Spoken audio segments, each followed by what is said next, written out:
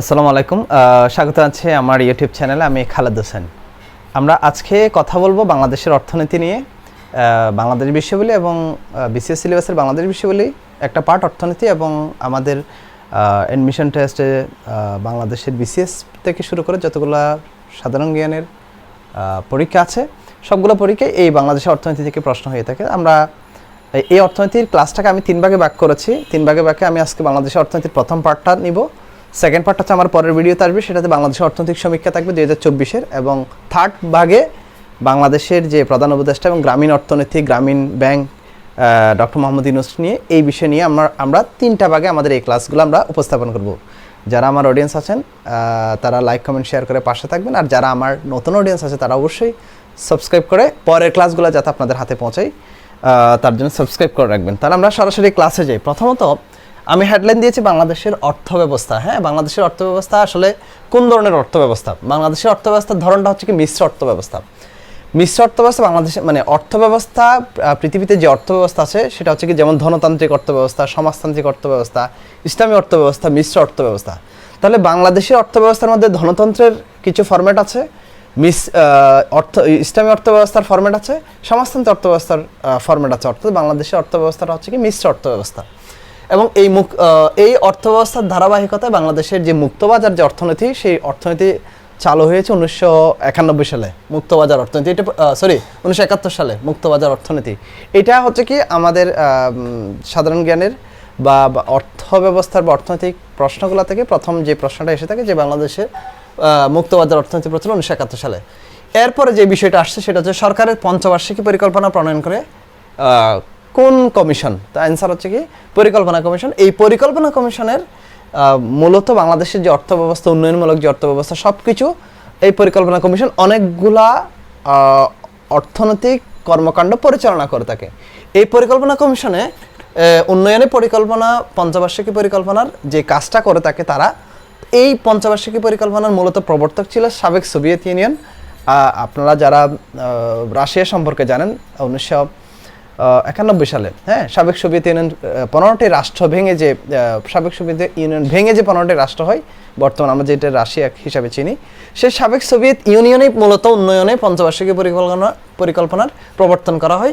এবং এই সাবেক সোভিয়েত ইউনিয়নের প্রেসিডেন্ট ছিলেন জোসেফ স্টালিন। 1921 সালে মূলত প্রথম বিশ্বযুদ্ধের পরবর্তী সময়ে যখন দেশ পুনর্গঠন, রাষ্ট্র সংস্কার করার কাজ চলমান ছিল, সে তারই ধারাবাহিকতা 1921 সালেই জোসেফ স্টালিন, রাশিয়ার বা সোভিয়েত ইউনিয়নের প্রেসিডেন্ট, 1921 সালে এই পঞ্চবার্ষিকী পরিকল্পনা প্রণয়ন করেন।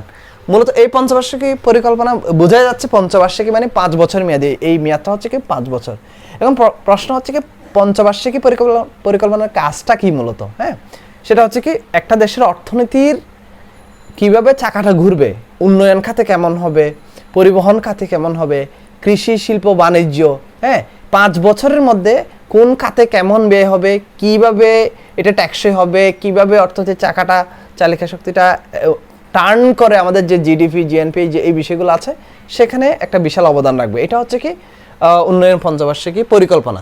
সেই পঞ্চবার্ষিকী পরিকল্পনার মেয়াদ হচ্ছে কি 5 বছর। বাংলাদেশের যে প্রশ্নটা সবচেয়ে বেশি এসেছে, যে পঞ্চবার্ষিকী, বাংলাদেশের প্রথম পঞ্চবার্ষিকী পরিকল্পনা কত সালে বাস্তবায়িত হয়? সেটা 1973 থেকে 1978 সাল। এটা মোস্ট ইম্পর্টেন্ট প্রশ্ন। 1973 থেকে 1978 সালের এই সালটা মোস্ট ইম্পর্টেন্ট। তাহলে এরকম বাংলাদেশে 8টা পঞ্চবার্ষিকী পরিকল্পনা হয়েছে, যে প্রথম পঞ্চবার্ষিকী পরিকল্পনা 1973 থেকে 78, দ্বিতীয় হচ্ছে কি 80 থেকে 85, তৃতীয় 85 থেকে 90, চতুর্থ 1990 থেকে 1995, পঞ্চম হচ্ছে 1997 থেকে 2002, ষষ্ঠ পঞ্চবার্ষিকী পরিকল্পনা 2011 থেকে 2015, সপ্তম হচ্ছে কি 16 থেকে 20, অষ্টম পঞ্চবার্ষিকী 2020 থেকে 25। এটা কোনো বইতে 2021 থেকে 25 এরকম উপস্থাপন করা হয়েছে। তাহলে পঞ্চবার্ষিকী পরিকল্পনার মেয়াদ যে 5 বছর, এখানে অষ্টম, আমরা এখন যেই চলমান যে অর্থনৈতিক ব্যবস্থা, বা আমরা এখন যে দাঁড়িয়ে আছি, সেটা হচ্ছে কি অষ্টম পঞ্চবার্ষিকী পরিকল্পনার আওতায় আমরা আমাদের যে ক্লাসগুলো উপস্থাপন করছি এই সময়ের মধ্যে। তাহলে অষ্টম পঞ্চবার্ষিকী পরিকল্পনার 2020 বা 21 সাল থেকে শুরু করে 2025 সাল পর্যন্ত এটার সময়কাল। যদি এটা 25 সালের দিকে শেষ হয়, তখন হয়তো বা নবম পঞ্চবার্ষিকী পরিকল্পনা নিয়ে আমরা উপস্থাপন করবো, তখন এটা নিয়ে কথা হবে।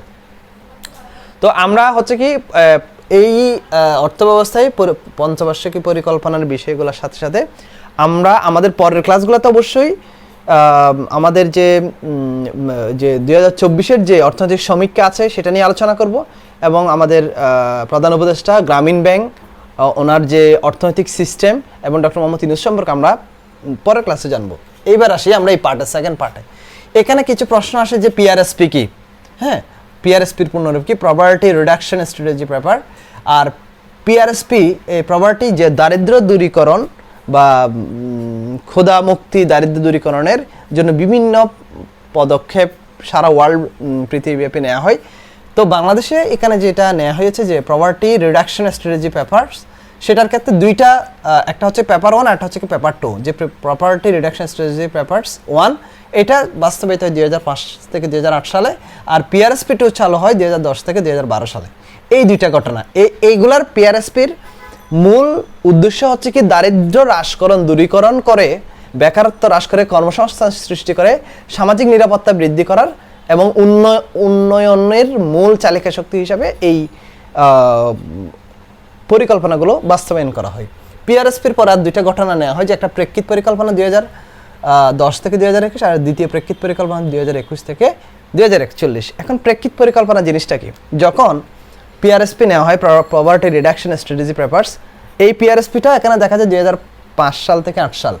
আমরা যেরকম পঞ্চবার্ষিকী পরিকল্পনার ঘটনাগুলো দেখেছি, বাংলাদেশের মতো উন্নয়নশীল দেশগুলা তারা তাদের অর্থনীতিকে কাজে লাগিয়ে তাদের দারিদ্র্যকে দূরীকরণ করে, বেকারত্ব হ্রাস করে, কর্মসংস্থান সৃষ্টি করার জন্য, অর্থনৈতিক উন্নয়নের জন্য বিভিন্ন ধরনের কর্মসূচি গ্রহণ করে। এই কর্মসূচির একটা ধাপ হচ্ছে কি পঞ্চবার্ষিকী পরিকল্পনা, অন্য একটা ধাপ হচ্ছে কি পিআরএসপি, সেটা দুইভাবে নেওয়া হয়েছে। আর আরেকটা বিশাল আঙ্গিকের যেটা হচ্ছে কি প্রেক্ষিত পরিকল্পনা। এরকম প্রেক্ষিত পরিকল্পনা বাংলাদেশে হয়েছে দুইটা, একটা হচ্ছে প্রথম প্রেক্ষিত পরিকল্পনা 2010 থেকে 2021, আর বর্তমান যেটা আমরা যেই প্রেক্ষিত পরিকল্পনা আওতাধীন সেটা হচ্ছে কি 2021 থেকে 2041। এগুলোর মূল থিম হচ্ছে কি আমরা দারিদ্রতাকে বিমোচন করে একটা সুন্দর অর্থব্যবস্থা দাঁড় করিয়ে বেকারত্ব দূর করা, কর্মসংস্থান সৃষ্টি করা, আমরা সামনের দিকে এগিয়ে যাওয়ার প্রত্যয় ব্যক্ত করা হয়। তো দ্বিতীয় প্রেক্ষিত পরিকল্পনা 2021 থেকে 41, এগুলো পরীক্ষায় প্রশ্ন হয় যে প্রথম প্রেক্ষিত পরিকল্পনার সময়কাল কত থেকে কত, প্রথম প্রেক্ষিত পরিকল্পনা কত সালে শেষ হয়েছে, দ্বিতীয় প্রেক্ষিত পরিকল্পনা কখন শুরু হবে, দ্বিতীয় প্রেক্ষিত পরিকল্পনার সময়কাল কখন, বা দ্বিতীয় প্রেক্ষিত পরিকল্পনার মেয়াদ কতটুকু, এইভাবে পরীক্ষায় প্রশ্ন হয়ে থাকে। কত বছর, যেমন প্রথম প্রেক্ষিত পরিকল্পনার মেয়াদ হচ্ছে কি যেমন 11 বছর, দ্বিতীয় প্রেক্ষিত পরিকল্পনার মেয়াদ হচ্ছে কি প্রায় 20 বছর। তাহলে এইভাবে সাল ইম্পর্টেন্ট, মেয়াদ ইম্পর্টেন্ট, শুরুর শেষের এই বিষয়গুলো পরীক্ষা এমসিকিউ আকারে আসে। তারপর হচ্ছে কি আরেকটা লাইনে আমি এখানে লিখেছি, বাংলাদেশ উন্নয়ন ফোরামের সমন্বয়কারী সংস্থা হচ্ছে কি বিশ্ব ব্যাংক। ওয়ার্ল্ড ব্যাংক আমাদেরকে যে কাজটা করে থাকে সেটা হচ্ছে কি আমরা যাই করি না কেন বা আমাদের মতো উন্নয়নশীল দেশগুলো হচ্ছে কি ওয়ার্ল্ড ব্যাংকের সহায়তায় বিভিন্ন ধরনের কর্মসূচি গ্রহণ করে থাকে। আমরা জানি ওয়ার্ল্ড ব্যাংকের 5টা অঙ্গ সংগঠন আছে, হ্যাঁ, আইবিআরডি, আইডিএ যেটাকে সফট লোন উইন্ডো বলা হয়, IBRT international bank reconstruction for development, হ্যাঁ। তো এরকম যেমন মিগা, আইসিএসআইডি, এগুলো হচ্ছে কি ওয়ার্ল্ড ব্যাংকের অঙ্গ সংগঠন, 5টা অঙ্গ সংগঠন। আমরা ওদিকে না যাই, এই ওয়ার্ল্ড ব্যাংক কী করে আমাদের উন্নয়ন ফোরামের আমরা যেটা উন্নয়ন করার চেষ্টা করি সেটার একটা সমন্বয় সাধন করে। এবার আসি জিডিপি জিএনপি। বাংলাদেশের অর্থনৈতিক ব্যবস্থা আপনাকে জানতে হলে অবশ্যই জিডিপি জিএনপি সম্পর্কে জানতে হবে। একটা হচ্ছে গ্রস ডোমেস্টিক প্রোডাক্ট, আর একটা হচ্ছে গ্রস ন্যাশনাল প্রোডাক্ট। যারা অর্থনীতির ছাত্র আপনারা, তাদের জন্য জিডিপি জিএনপি কোনো ফ্যাক্ট না, আপনারা সবাই জিডিপি সম্পর্কে জানেন, জিএনপি সম্পর্কে জানেন, কিন্তু একজন অ্যাজ ইউজুয়াল সাধারণ স্টুডেন্ট হিসাবে জিডিপি জিএনপির বিষয়টা হচ্ছে কেমন যে গ্রস ডোমেস্টিক প্রোডাক্ট, এটা হচ্ছে কি আমরা জানি ঘরের আমাদের দেশের মধ্যে যে প্রোডাক্টগুলো উৎপাদন হবে, বাংলাদেশের যে লাইন আছে বর্ডার লাইন, সেই লাইনের অভ্যন্তরে যেই প্রোডাক্টগুলো উৎপাদন হবে, যে জিনিসগুলো আয় হবে, সেইটার সমষ্টিকে জিডিপি বলা হচ্ছে। আর জিএনপি হচ্ছে গ্রস ন্যাশনাল প্রোডাক্ট, আমাদের দেশের অভ্যন্তরের সাথে বাইরের, আমার দেশের নাগরিক যারা বাইরে অবস্থান করে তাদেরও যে ইনকাম আছে, তাদের যে উৎপাদন আছে, তাদের যে আয় উৎপাদনের সমষ্টি, সেবা, এইগুলাকে একত্রে জিএনপি বলা হচ্ছে। তাহলে সহজ অর্থে যদি আমরা বলি জিডিপি গ্রস ডোমেস্টিক প্রোডাক্টের অর্থ হচ্ছে কি আমার বাংলাদেশের যে সীমারেখা আছে সেই সীমারেখার অভ্যন্তরে 1 পয়সা যদি ইনকাম হয় সেটা হচ্ছে কি জিডিপির আওতাধীন। আর জিএনপি হচ্ছে কি আমার সীমারেখার ভিতরে উৎপাদন 1 পয়সা হলে সেটার সাথে আমার দেশের মানুষ অন্য দেশে গিয়ে 1 পয়সা ইনকাম করলে সেটা এটার সাথে যুক্ত হলে সেটাকে জিএনপি বলে, যেটা আমার বাংলাদেশের অর্থনীতির সাথে যুক্ত হবে। তাহলে একটা হচ্ছে কি জিডিপি আর একটা হচ্ছে কি জিএনপি। তাহলে আপনি যখন দেশের মূল টোটাল অর্থনীতির ব্যবস্থার চিত্রটা আপনি দেখতে চাইবেন, সেক্ষেত্রে আপনাকে জিএনপি দেখলে জিডিপিও পেয়ে যাবেন, জিএনপির মূল বিষয়টা পেয়ে যাবেন। ঠিক আছে, এখানে আরেকটি বিষয় আমরা উপস্থাপন করি, সেটা হচ্ছে কি ট্যাক্স, আমরা যেটাকে কর হিসাবে চিনি। ট্যাক্স মূলত 2 প্রকার, একটা হচ্ছে প্রত্যক্ষ কর, একটা হচ্ছে কি পরোক্ষ কর। হ্যাঁ, আমরা বাংলাদেশের জনগণ আমরা জানি না আমরা যে কোন জায়গায় কি পরিমাণ যে ট্যাক্স আমরা দিচ্ছি। আপনি জানেন না যে আপনি কত জায়গায় কিভাবে ট্যাক্স দিচ্ছেন। হ্যাঁ, একটা হচ্ছে কি পরোক্ষ কর, একটা হচ্ছে প্রত্যক্ষ। প্রত্যক্ষটা আপনি সরাসরি জানেন যে আমি প্রত্যক্ষ কর ট্যাক্স দিচ্ছি, যেমন আয়কর। প্রত্যক্ষ কর হচ্ছে আয়কর বা ইনকাম ট্যাক্স। যেমন আপনার একটা বিল্ডিং আছে, আপনার বিল্ডিংটা 1 বছর শেষে আপনার সম্পত্তির পরিমাণ, বিল্ডিংয়ের কত তলা বিশিষ্ট, এটার একটা সরকারের কাছে অবশ্যই আপনার একটা দলিল আছে যে কি হিসাবে আপনি এটা নিবন্ধিত হয়েছেন। এটার আলোকে আপনাকে বছর শেষান্তে যত টাকা ইনকাম ট্যাক্স আসে ওই জায়গার উপর, বিল্ডিংয়ের উপর ভিত্তিতে আপনি একটা ট্যাক্স দেন। এটা হচ্ছে প্রত্যক্ষ কর। সরাসরি গিয়ে আপনি ইনকাম ট্যাক্স অফিসে গিয়ে দেন, অথবা আয়কর মেলা হয় সেখানে গিয়ে আপনি এটা দিয়ে দেন। সেটা হচ্ছে কি প্রত্যক্ষ কর, আয়কর, ইনকাম ট্যাক্স। হ্যাঁ, এবার আসি পরোক্ষ কর। পরোক্ষ কর হচ্ছে কি আপনি রীতিমতো পরোক্ষ কর দিচ্ছেন, কিন্তু আপনি জানেন না রীতিমতো পরোক্ষ কর দিচ্ছেন। তাহলে বিষয়টা কেমন?